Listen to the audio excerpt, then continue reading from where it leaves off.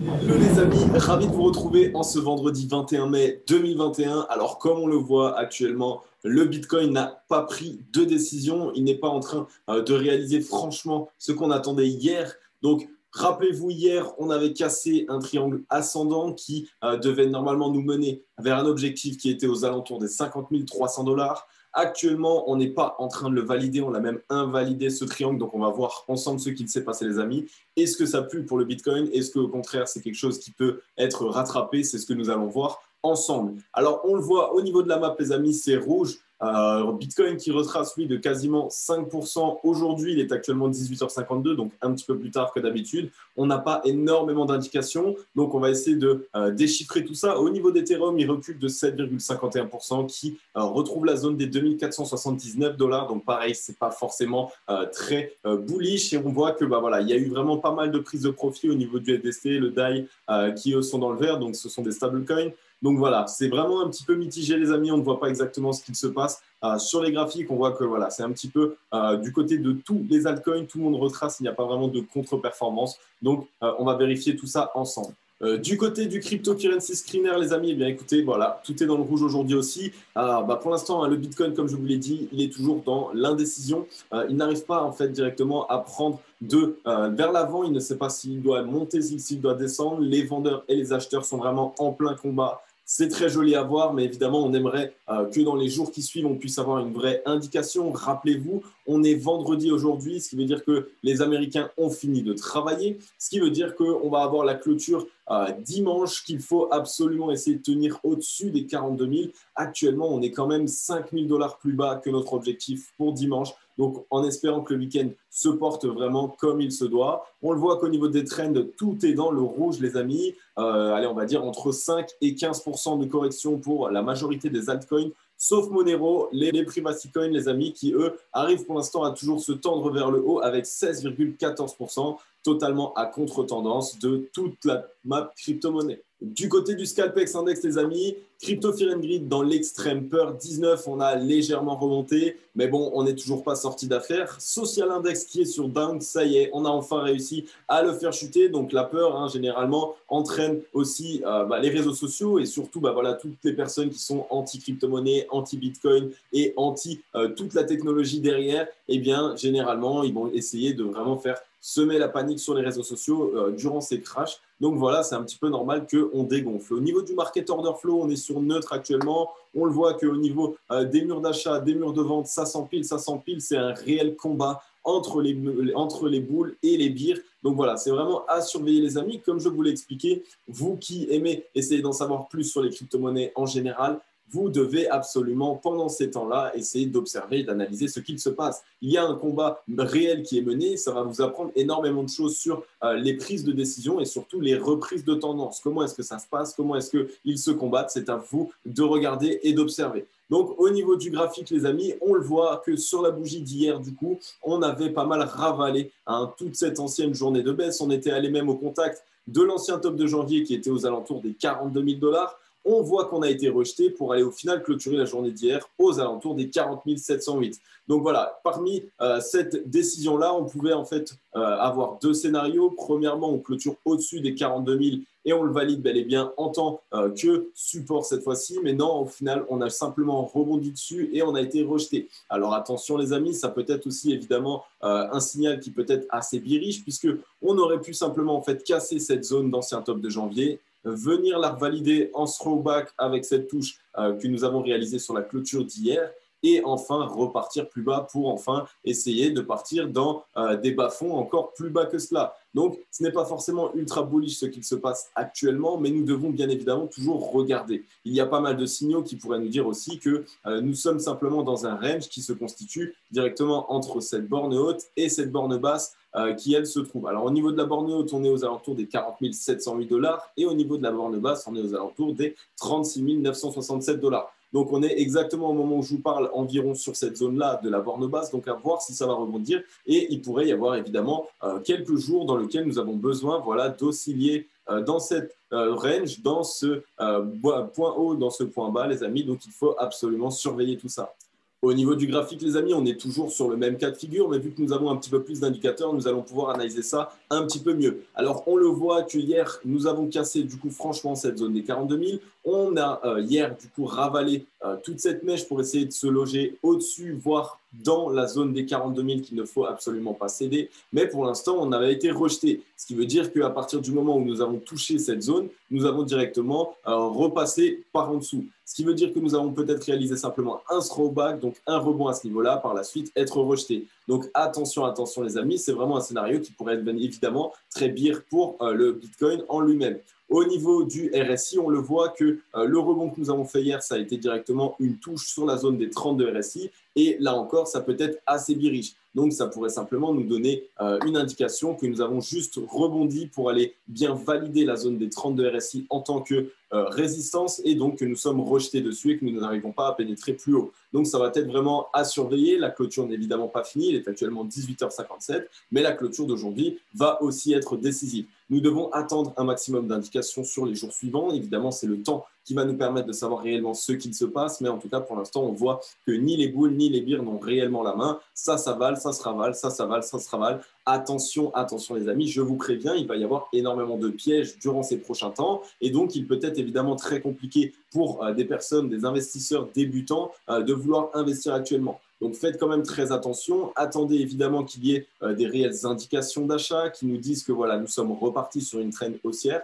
Pour l'instant, il est compliqué de dire où est-ce que nous sommes actuellement. Ni les boules ni les bières n'ont réellement la main et c'est un combat et une lutte qui est totalement acharnée. Au niveau du RSI, on le voit les amis que nous sommes toujours orientés à la baisse, même si nous ne sommes pas orientés très franchement comme un pic. Donc ça va être évidemment à surveiller. On le voit qu'aujourd'hui, on a eu de nouveau cette bougie, cette boule qui, elle, nous dit que voilà, il y a de nouveau les acheteurs qui ont repris la main, donc les vendeurs, excusez-moi, qui ont repris la main. Donc voilà, c'est quand même très essentiel, c'est quand même un indicateur à regarder au maximum.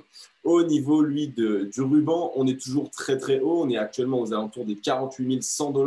Donc c'est toujours très compliqué. C'est très très haut et nous sommes tombés vraiment très bas et très rapidement. Peut-être que évidemment nous allons avoir besoin d'une fameuse zone de range comme celle-ci pour en fait faire en sorte d'attendre que les indicateurs eux puissent baisser puisque évidemment ils n'avancent pas à la même vitesse que le cours. Ce qui veut dire qu'à un moment donné, quand nous avons peut-être cette indication que nous sommes plus proches de nos indicateurs et nous avons peut-être enfin la force pour pouvoir aller les transpercer, eh bien c'est de cette manière peut-être que tout ça est en train de se mettre en place. Comme je vous l'ai dit, nous n'avons pas toutes les indications nécessaires, même si on voit qu'au niveau des mèches, à chaque fois que nous essayons vraiment d'aller toucher cette zone des 42 000, nous sommes rejetés. Donc pour l'instant, nous n'avons absolument pas la force nécessaire. Au niveau du volume hier, on a eu un petit peu de volume quand même qui est rentré sur la bougie acheteuse, ce qui était tout à fait normal, mais on a de nouveau une bougie qui commence à essayer de ravaler entièrement cette bougie que nous avons faite hier. Donc c'est vraiment à surveiller. Descendons peut-être en 4 heures, peut-être que les 4 heures nous donneront un petit peu plus d'indications. Là, on le voit un petit peu mieux en fait, ce range qui est en train de se matérialiser depuis la zone des 42 000.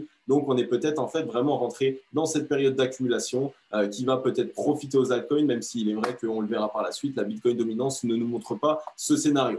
Donc, actuellement, nous sommes dans ce range. Nous n'avons peut-être plus la force acheteuse ni la force vendeuse pour continuer le mouvement et attendre en fait directement une indication. Soit nous cassons la zone des 42 000 et du coup, évidemment, pour l'instant, ce sera un signal qui sera boule pour la suite. Soit nous cassons évidemment cette zone de range, donc le bas qui, elle, se trouve aux alentours des 36 874 $ jusqu'aux 36 106 $.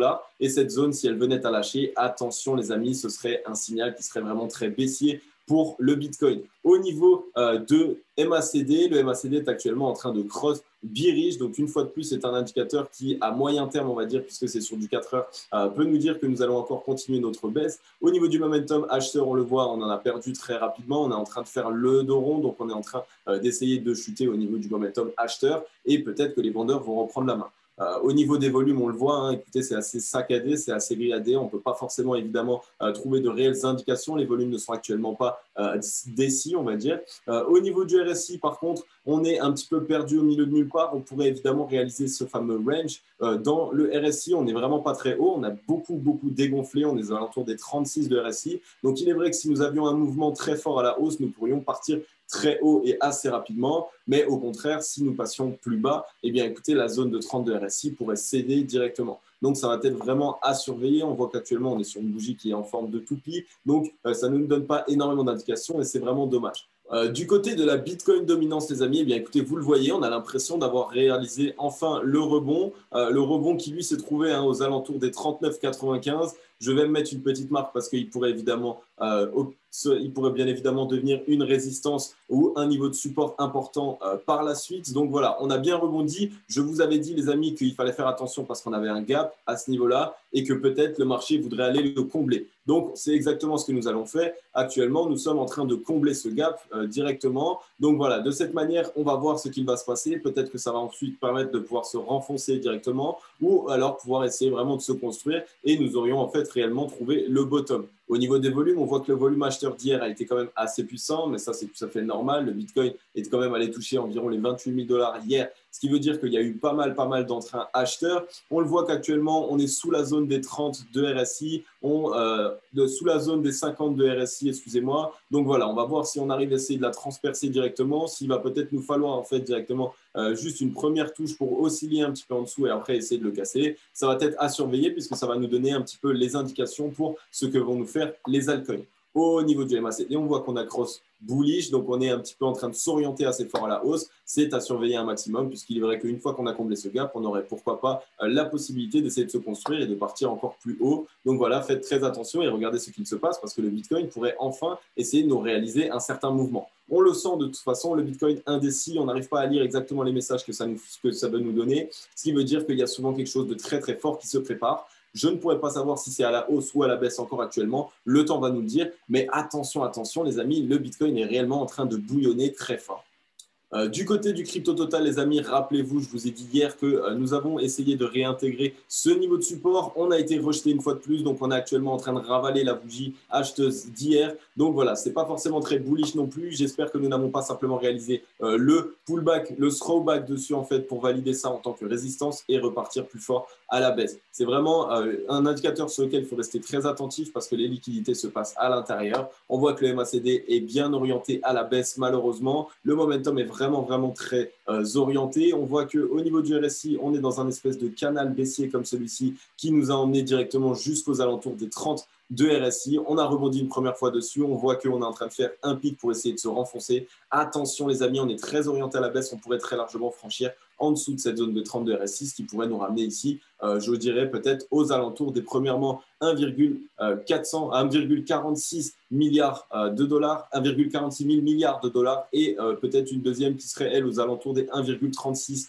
000 milliards de dollars, les amis. Donc faites très attention parce que nous n'avons pas énormément de zones de support. Actuellement, on est exactement sur cette zone des supports qui est actuellement aux alentours des 1,55 000 milliards de dollars, mais faites quand même très attention.